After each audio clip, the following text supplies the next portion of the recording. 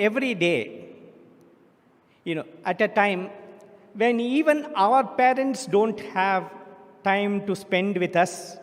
Of course, the days together today are different. With the coronavirus sending us all back into home, all of us are now inside our homes. Parents are there, children are there, and so we get time, we spend time together.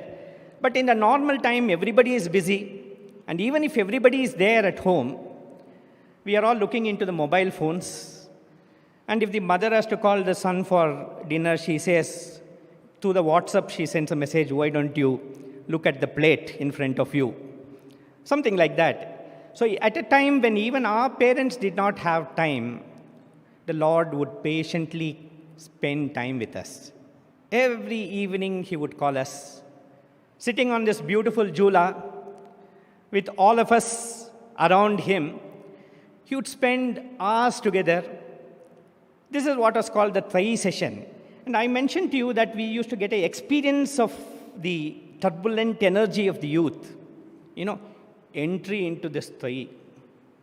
We used to be standing outside, and Swami would come and with the slightest nod, or he would just look like that, which means go in, no words spoken, but all tuned to Swami so much that the moment Swami indicated, there would be a rush.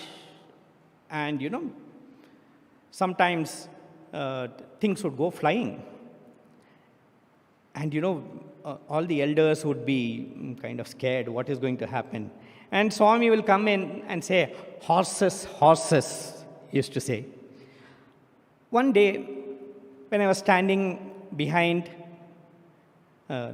after I had become a lecturer, I was near Swami, and Swami was watching this turbulent flow towards the Trai door.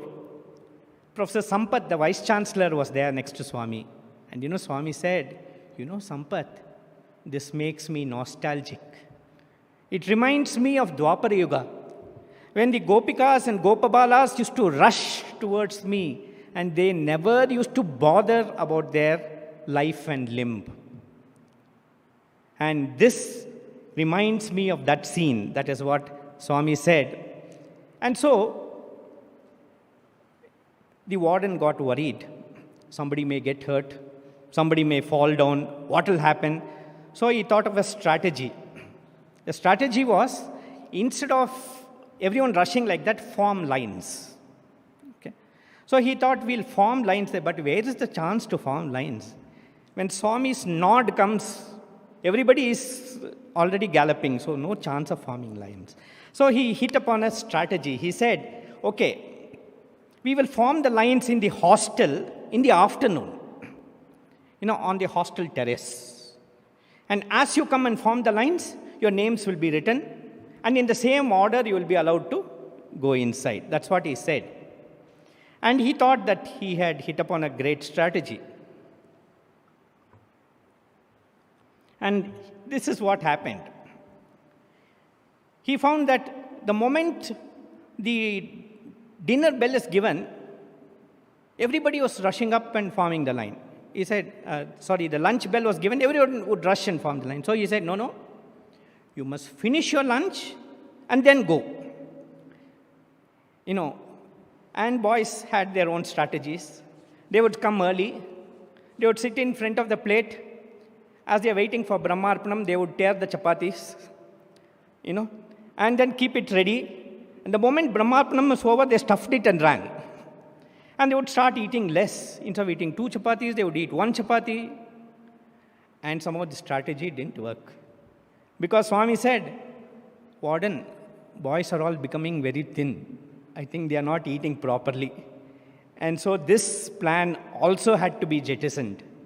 And so somehow, the lines would be formed, but in the Sai Ramesh hall.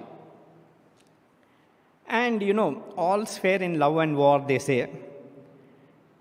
And there was one case which I remember. There was this boy who got the 3rd line. And, after the bhajan, Swami goes inside Trai, and then he sends word to the warden. The warden comes and gives an indication. And then the teachers in charge allow the boys to go.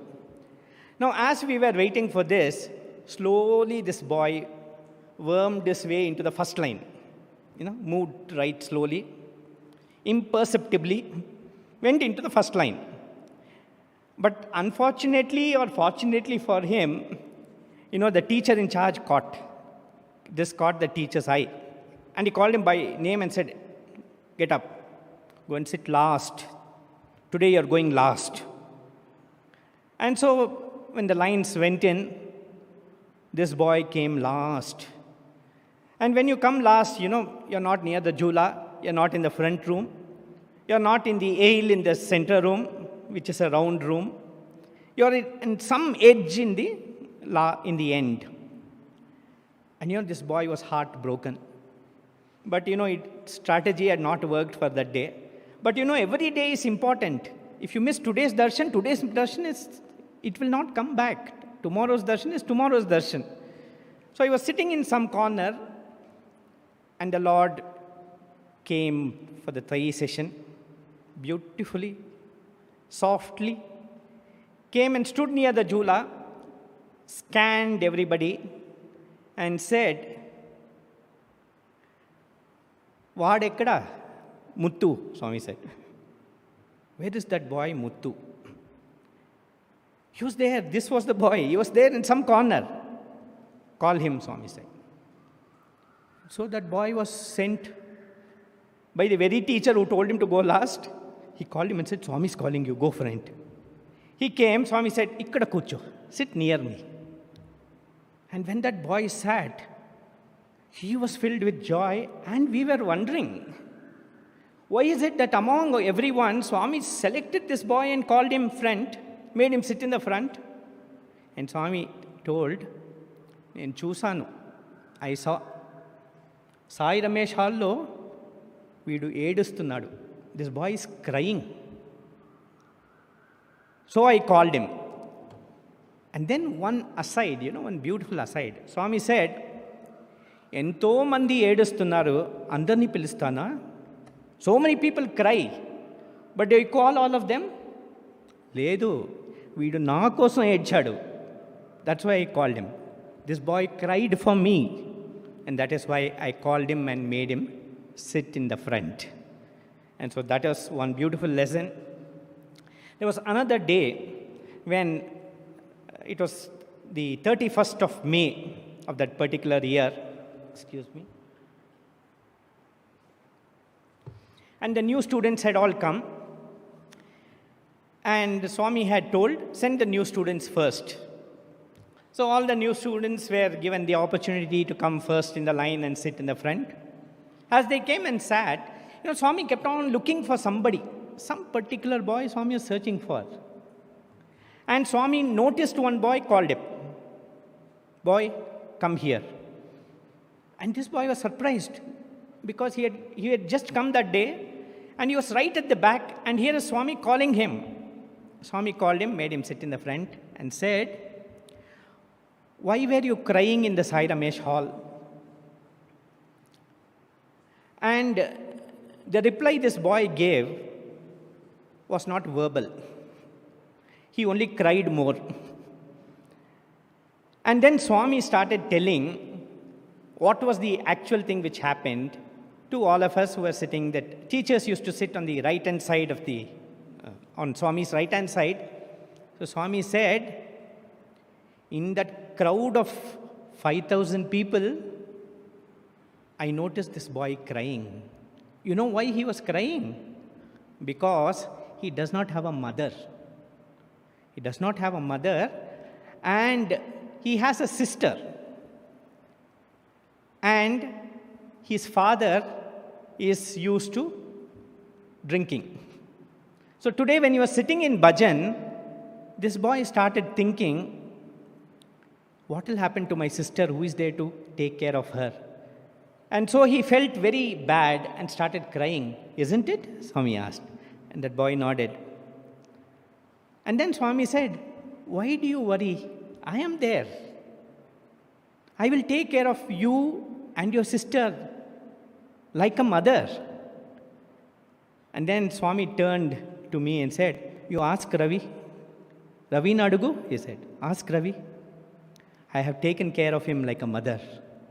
Okay. And then Swami also added, "When is your father coming?" This boy said, "Swami, he left today." No. He is coming on Saturday, Swami said.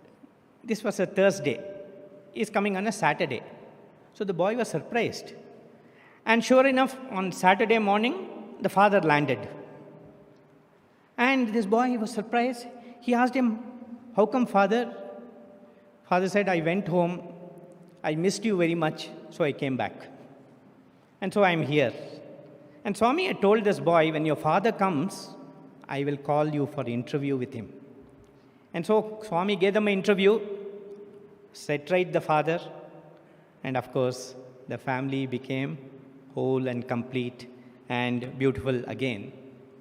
Lots of wonderful things used to happen in Sai sessions. One day will not be like the other day. Suddenly one day Swami will ask the bhajan boys, "Hey, what bhajan you sang?" He will ask a particular boy. And then he will tell him, "See, the demands of rhythm and the detours of raga should not make you decapitate the word and make its meaning fall by the wayside. In trying to meet the demands of this thing, and also because of the raga, you sometimes stretch. Rama becomes Ra-ma, like that becomes. Okay, so make sure that when you sing, the lyrics are not disturbed." And then Swami would ask, and Swami would say, "I am closing my eyes, so you are thinking I don't hear. I hear everything." This is the beauty of an avatar.